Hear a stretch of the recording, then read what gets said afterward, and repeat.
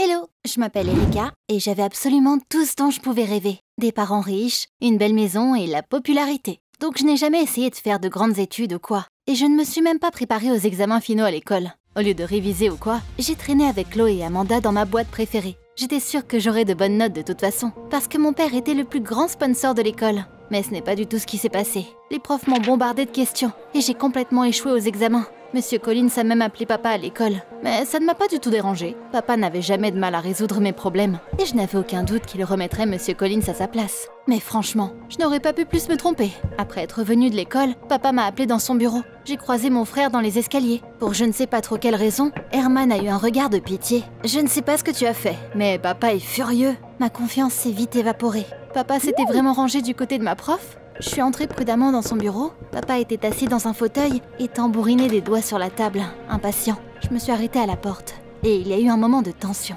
Rentre. C'est tellement sorti de nulle part que j'ai eu peur. Je me suis approchée et je me suis arrêtée devant la table. Regarde-toi, tu n'as rien en tête. Tu ne fais que faire la fête et faire du shopping. Ta mère et moi avons travaillé dur pour bâtir une belle entreprise familiale. Herman est le meilleur étudiant de son université. Et toi, tu as fait quoi, toi? J'ai levé les yeux au ciel.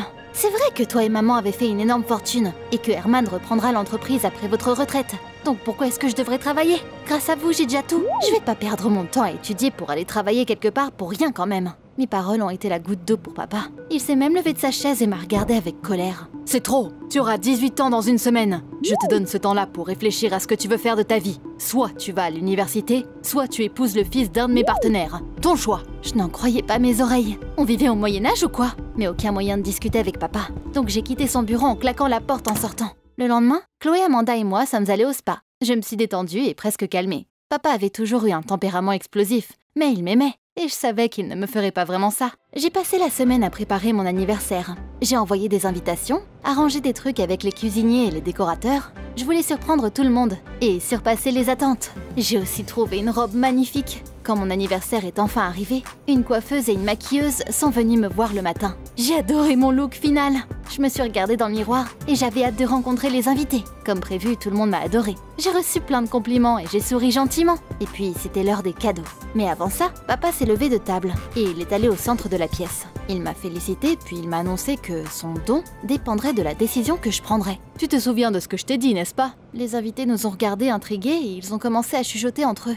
Ils ne comprenaient pas ce qui se passait là et je n'arrivais pas à croire que ça arrivait vraiment. C'était donc vrai? J'ai eu les larmes aux yeux. Je ne me souciais plus du fait que les gens nous regardaient. Tu ne peux pas prendre des décisions comme ça à ma place. Je suis une adulte maintenant et je vivrai comme je veux. Eh bien, puisque tu es grande, je t'invite à gagner ta vie toi-même. Demain, tu quitteras ma maison. Tu ne pourras prendre que ce que tu pourras porter. D'ailleurs, tu peux laisser ta carte bancaire.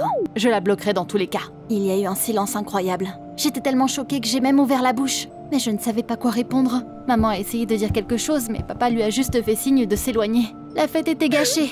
J'ai éclaté en sanglots et j'ai couru dans ma chambre. Je n'ai pas pu m'en empêcher de jeter un vase contre le mur. Si papa pensait que j'avais peur, alors il avait tout faux. Je ferais très bien sans son argent. Environ 1 heure plus tard, ma mère est venue me voir, puis Herman. Mais j'ai verrouillé la porte et je n'ai parlé à personne. Le lendemain matin, j'ai emballé mes affaires et j'ai quitté la maison dans laquelle j'avais passé les 18 années de ma vie. Après avoir franchi la porte, j'ai jeté un dernier coup d'œil à notre maison et je suis partie. Après avoir erré un moment dans la ville, je suis entrée dans un café. Ensuite, j'ai appelé Chloé et je lui ai demandé si je pouvais dormir chez elle. Désolée, mais mon cousin a emménagé ici l'autre jour. Il y a nulle part où dormir.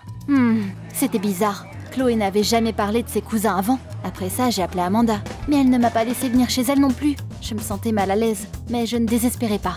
J'avais beaucoup d'amis, et j'ai commencé à appeler tout le monde, un par un. Mais plus je faisais d'appels, plus j'étais déçue. Personne n'a voulu m'aider. Et ce n'est qu'à ce moment-là que j'ai réalisé dans quelle situation j'étais. À cause de papa, je n'avais même pas de carte de crédit. J'avais pris de l'argent avec moi, mais ce n'était rien. Et le pire, c'est que d'un coup, j'ai compris que je n'avais pas d'amis. Tout le monde n'avait traîné avec moi que pour mon argent. Et maintenant, ils n'avaient plus besoin de moi. Je n'avais plus beaucoup d'espoir.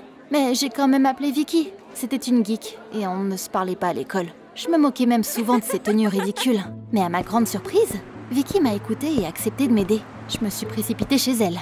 Vicky vivait à la périphérie de la ville dans un petit appartement avec ses parents, ses 2 frères et sa sœur. La famille de Vicky m'a laissé rester quelques jours avec eux. J'ai vendu mes bijoux et j'ai commencé à chercher un logement à louer. Malheureusement, je n'ai rien trouvé qui me convenait. Toutes mes économies n'étaient pas suffisantes pour louer un appartement normal. Mais c'est là que Vicky m'a dit qu'elle avait un ami qui cherchait une coloc pour partager le loyer. Je n'avais pas d'autres options, donc j'ai accepté. L'appartement de Vicky s'est avéré être un paradis, comparé à l'enfer dans lequel j'ai dû emménager après. Quand j'ai vu ma nouvelle chambre, j'ai failli fondre en larmes. Il n'y avait aucun meuble, à part un petit lit et une commode en ruine. J'ai passé la nuit à me retourner sur le matelas dur et à faire des plans pour sortir de là le plus tôt possible. Le lendemain, j'ai commencé à chercher un emploi. J'ai essayé d'obtenir un poste de gérante, de secrétaire, de vendeuse dans un magasin de cosmétiques. Mais j'ai raté tous les entretiens. Pour la première fois de ma vie, je me sentais comme une loser. Après avoir raté un entretien de plus, je me suis assise dans la cuisine et je me suis mise à pleurer. Tout d'un coup, mon nouveau voisin Mike est entré et a demandé ce qui n'allait pas. Je n'ai pas pu m'empêcher de tout lui dire. Pas étonnant que tu ressembles à une princesse. Je pense que je peux t'aider. Mon patron cherche une fille pour un travail intéressant. Je me suis sentie méfiante. Quel genre de travail? Ce sera mieux si tu vois par toi-même. Ne t'inquiète pas, ce n'est rien de bizarre, tout est légal. Le lendemain soir, Mike m'a amené dans un bar. Son patron Ralph nous attendait déjà à table. Il s'est avéré être jeune et beau. Avant, j'aurais certainement commencé à flirter avec lui, mais maintenant, j'essayais de paraître professionnelle. Ralph m'a d'abord regardé de haut en bas, puis a levé le pouce vers Mike. Je te l'avais dit. Vous pouvez expliquer ce qui se passe? Je penserais qu'on me proposerait un poste de serveuse ou de barman, mais Ralph m'a surprise. Je suis dans le show business. Je trouve des danseurs, des animateurs et des artistes de cirque pour divers événements. J'ai récemment reçu une commande inhabituelle. J'ai besoin d'une fille pour une vitrine. Elle doit ressembler et bouger comme une Barbie, et poser dans la vitrine d'un magasin de jouets de collection. Il y a vraiment aussi peu de mannequins qui peuvent se déguiser en poupée et se tenir debout dans une vitrine? Ralph a hésité avant de continuer. Il m'a expliqué que le problème n'était pas le manque de filles. Selon le contrat, la Barbie devait vivre dans le magasin, dans une maison de poupées spéciale devant les visiteurs. Après la fermeture, sa vie serait filmée et disponible à voir pour les spectateurs dans une application spéciale pour smartphone. Jusqu'à présent, aucune des modèles n'avait accepté ces conditions. Évidemment, qui accepterait ça? En voyant que j'avais des doutes, Mike a essayé de me convaincre. Il a dit que c'était l'option parfaite pour moi. J'économiserais sur le loyer et je gagnerais de l'argent. J'ai demandé un peu de temps pour réfléchir. Le lendemain matin, j'ai été réveillée par un appel d'un numéro inconnu. Quand j'ai répondu, j'ai compris que c'était Ralph. « Erika, pourquoi tu es en retard pour l'essayage? On a beaucoup de choses à faire aujourd'hui. » « Comment ça, l'essayage? Je n'ai pas encore accepté. » Il s'est avéré que Mike avait appelé Ralph et lui a dit qu'il m'avait convaincu d'essayer. Ralph lui avait payé une grosse somme pour ça. J'ai raccroché et je suis allée trouver Mike pour arranger les choses. Mais ni Mike ni ses affaires n'étaient plus dans sa chambre. Il m'avait piégée. Il avait juste pris l'argent et il était parti. J'ai rappelé Ralph et lui expliqué la situation. J'espérais qu'il se mettrait à ma place, mais Ralph s'est mis en colère. Il m'a donné un ultimatum. Soit je lui rendais l'argent, soit il irait à la police et il m'attaquerait en justice pour escroquerie. Je n'avais plus le choix. J'ai vite fait mes valises et je me suis rendue à l'adresse que Ralph m'avait indiquée. Les travaux préparatoires battaient leur plein dans le magasin, parce qu'il ne restait que très peu de temps avant l'ouverture. Ralph m'a tout de suite traînée dans la cabine d'essayage, et une équipe de stylistes a commencé à choisir une tenue pour moi. En même temps, ils m'ont maquillée, m'ont appris à poser devant la vitrine et à bien paraître devant la caméra. Ensuite, on s'est promené dans le magasin, et ils m'ont montré ma nouvelle maison. Évidemment, c'était bien mieux que l'enfer dans lequel j'avais vécu avec Mike. Mais j'étais stressée parce que j'y serais constamment surveillée.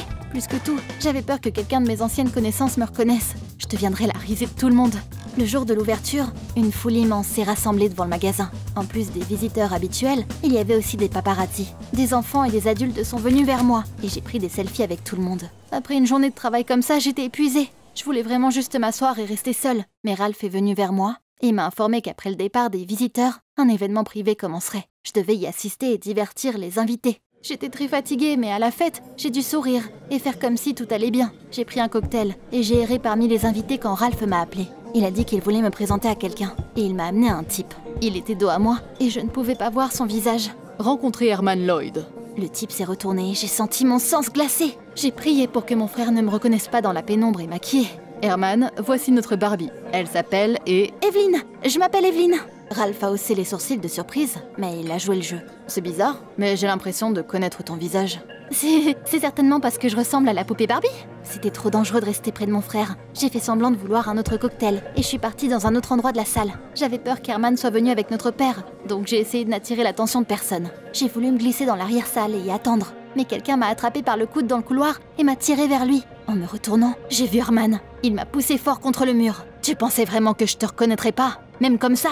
Erika, t'étais où? Nos parents s'inquiètent tellement pour toi. C'est de la faute à papa. C'est à cause de lui que j'ai atterri ici. Donc laisse-moi tranquille et retourne faire le fils à papa. Moi, je reviens pas à la maison. Herman ne m'a pas écouté. Il m'a dit de me changer et il m'a dit qu'on partirait tout de suite. Je n'aurais probablement pas eu la force de résister, mais Ralph est intervenu. Il s'est mis entre moi et mon frère et m'a rappelé le contrat. Herman s'est mis en colère et lui a dit de rester en dehors des affaires de notre famille. J'ai tranquillement demandé à Ralph de m'emmener loin et j'ai promis que je reviendrais au magasin dans la matinée. Sur le chemin, j'ai dit à Ralph qu'Herman était mon frère et que je venais d'une famille riche. Papa m'a chassée de la maison. Je comprends maintenant que j'avais tort moi aussi, mais je ne peux pas revenir en arrière. Je veux lui prouver et à moi-même que je peux tout faire par moi-même. Et pas juste grâce à son argent. Il y avait un éclair de respect dans les yeux de Ralph. Quand on est arrivé à la maison, il m'a embrassé sur la joue. Le lendemain matin, j'ai emménagé dans le magasin. Être Barbie, c'était pas vraiment facile. Je me tenais à la fenêtre et j'amusais les visiteurs. Et le soir, je m'ennuyais à mourir. Un soir, Ralph est venu me voir. Il m'a apporté des gâteaux et on les a mangés au cours d'une bonne conversation. Après ça, il est venu tous les soirs.